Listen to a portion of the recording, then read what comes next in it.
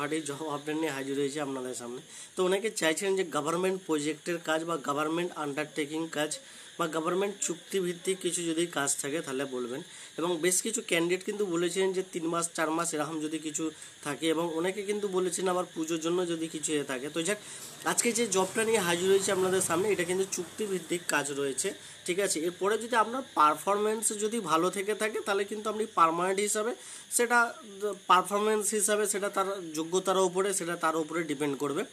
তো কীরকম পারফরমেন্স হিসাবে কীভাবে হয় আমি স্টেপ বাই স্টেপ ধরবো। কোন জায়গা থেকে আবেদন করতে পারবেন, কিভাবে আবেদন করবেন, কারা কারা আবেদন করবেন, এর জন্য আবেদন মূল্য কোনো কিছু আছে কি না, ঠিক আছে, এবং স্যালারি কত কী পাবেন, ডিউটি আওয়ার্স কতক্ষণ থাকবে, ঠিক আছে, এবং ছুটি কিরাম কি থাকছে না থাকছে, সব কিছু বিস্তারিত তথ্য ইনফরমেশন তুলে ধরবো এই ভিডিওর মাধ্যমে। তো আপনারা ভিডিওটা না কেটে অবশ্যই কন্টিনিউ দেখতে থাকুন। তো ফ্রেন্ডস, আমাদের ওয়েস্ট বেঙ্গলে বিভিন্ন জায়গায় বেশ কিছু জেলায় এবং বেশ কিছু লোকেশানে কিন্তু রিক্রুটমেন্ট চলছে বিভিন্ন ফ্যাক্টরি ওয়্যার হাউসের মাধ্যমে। তো আমাদের এখানে কাজের জন্য কোনো রকমের আগে পরে কোনো কিছু চার্জেস বা টাকা পয়সা কিছু লাগে না। তো জানেন যে আপনারা কোনো রকমের ডাইরেক্ট কোনো কোম্পানিতে যদি আপনারা ইন্টারভিউ দেন বা কাজ করেন, ডাইরেক্ট কোম্পানিতে কোনো রকমের চার্জেস বা টাকা পয়সা কিছু লাগে না। তা নতুন করে বলার কিছু নেই। যারা ডাইরেক্ট কোম্পানিতে ইন্টারভিউ দেয়নি তো তাদের কাছে কিন্তু একটা ডাউট বা কনফিউশন একটা থেকে থাকে, ঠিক আছে। তো তাদের জন্য ভিডিও ডিসক্রিপশন বক্সে ভিডিও দেওয়া রয়েছে, ফিডব্যাক ভিডিও। আপনারা চাইলে কিন্তু সেই সমস্ত ক্যান্ডিডেটরা ভিডিওটা দেখে নেবেন, ফিডব্যাকের ভিডিওটা। তো ছেলে মেয়ে উভয় কিন্তু প্রচুর জায়গায় রিক্রুটমেন্ট চলছে।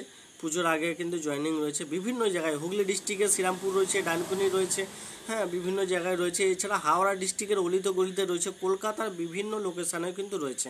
এছাড়া কিন্তু আসাম থেকে অনেক আমাদের ক্যান্ডিডেট কিন্তু দেখে থাকে। আসাম থেকে রয়েছে, উড়িষ্যার কিছু ক্যান্ডিডেট, উড়িষ্যাও কিন্তু আমাদের ভ্যাকেন্সি রয়েছে বেশ কিছু জায়গায়। তো তারা কিন্তু অবশ্যই যোগাযোগ করবেন। তো আপনাদেরকে কিন্তু সমস্ত রকমের পরিষেবা বা সমস্ত রকমের কিন্তু হেল্প বা গাইড করা হবে।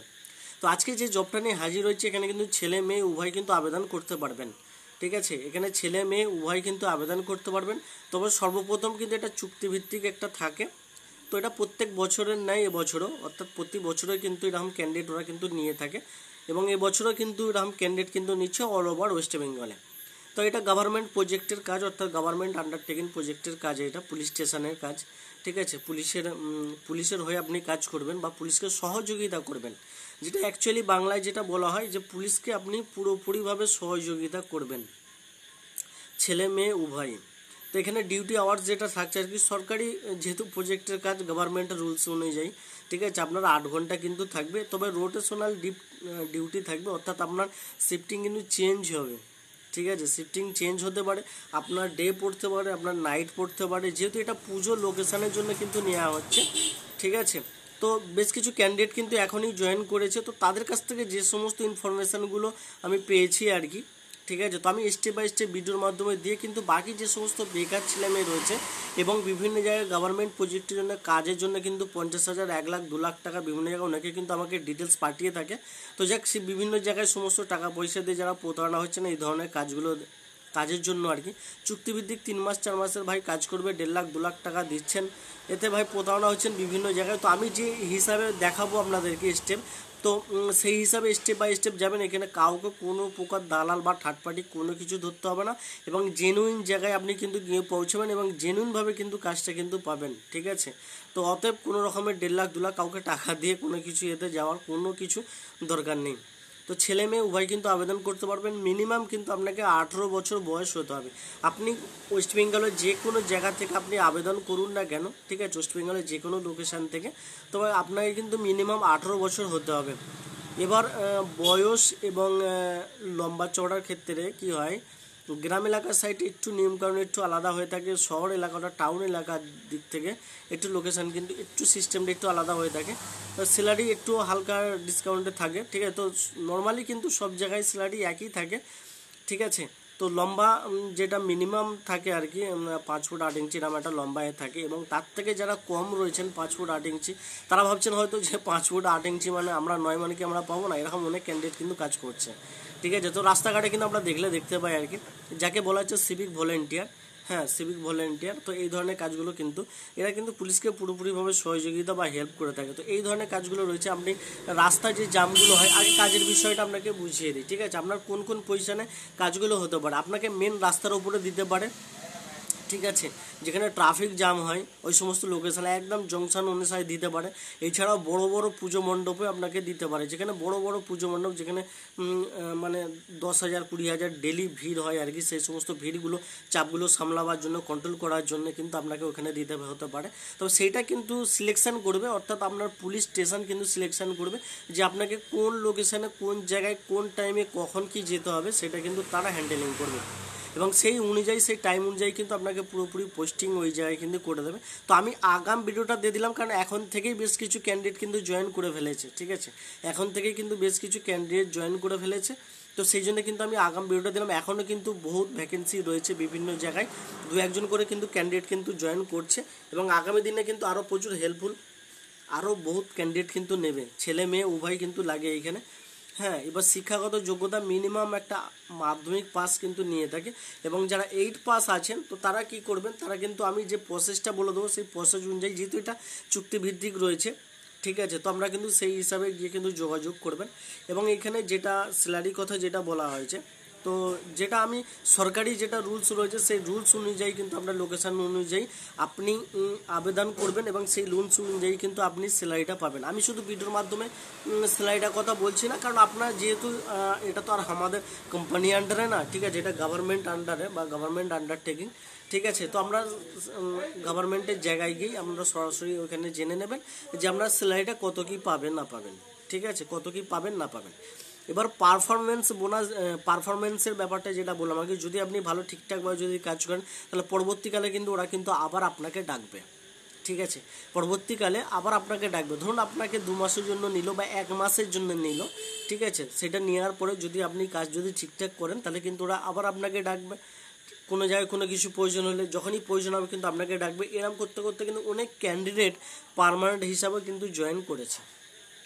এরকম করতে করতে অনেক ক্যান্ডিডেট কিন্তু পার্মানেন্ট হয়ে গেছে, কারণ ফ্রেশার ক্যান্ডিডেট এই সমস্ত জায়গায় কিন্তু বেসিক্যালি 100-র মধ্যে 99%, অর্থাৎ আপনি যদি কোনো রকমের প্রাইভেট সেক্টরেও যান, যদি ফ্রেশার হন তখন কিন্তু আপনাকে পার্মানেন্ট হিসাবে নেয় না, কোনো ঠিকাদার বা কন্ট্রাক্টর অথবা কোনো রকমের ভেন্ডারে আন্ডারটেকিং কিন্তু আপনাকে থাকতে হয়।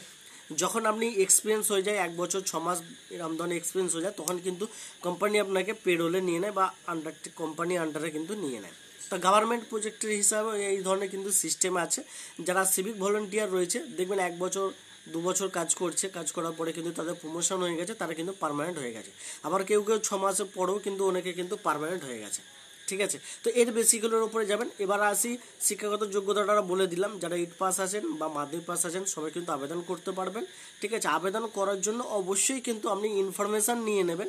ঠিক আছে, আপনার যে লোকাল পুলিশ স্টেশন রয়েছে, ঠিক আছে, আপনার যে লোকাল পুলিশ স্টেশন রয়েছে ওইখানে কিন্তু একটি ফর্ম সাবমিট করতে হয়। ঠিক আছে, ওখানে একটি ফর্ম সাবমিট করতে হয়, ওখানে আপনার সমস্ত রকমের ডিটেলস, বায়োডাটা সহ সমস্ত রকমের ডকুমেন্টস, সমস্ত কিছু ডিটেলস নিয়ে একটা খামে ভরে কিন্তু ওইখানে গিয়ে আপনি পুলিশ স্টেশনে সরাসরি দেখা করবেন যে আপনার ওখানে ভ্যাকেন্সি বা রিক্রুটমেন্ট কত কী আছে না আছে এবং সেই বিষয়ে বিস্তারিত ক্রাইটেরিয়া। এছাড়াও কিন্তু ওনাদের কাছে গিয়ে আপনি ডাইরেক্টও কিন্তু এই সমস্ত কাগজপত্র নিয়ে কিন্তু জমা করতে পারবেন। এবং অনেক ক্যান্ডিডেট কিন্তু বিভিন্ন পঞ্চায়েতের যে সমস্ত মেম্বারগুলো রয়েছে তাদের মাধ্যমেও কিন্তু আপনারা জয়েন করতে পারবেন, যে আপনাদের যে সমস্ত পঞ্চায়েত বা পৌরসভায় যে সমস্ত মেম্বারগুলো রয়েছে তাদের কাছেও কিন্তু ডকুমেন্টস দিয়েও কিন্তু আপনারা জয়েন করতে পারবেন। এইভাবেও কিন্তু ক্যান্ডিডেটরা অনেকে জয়েন করছে।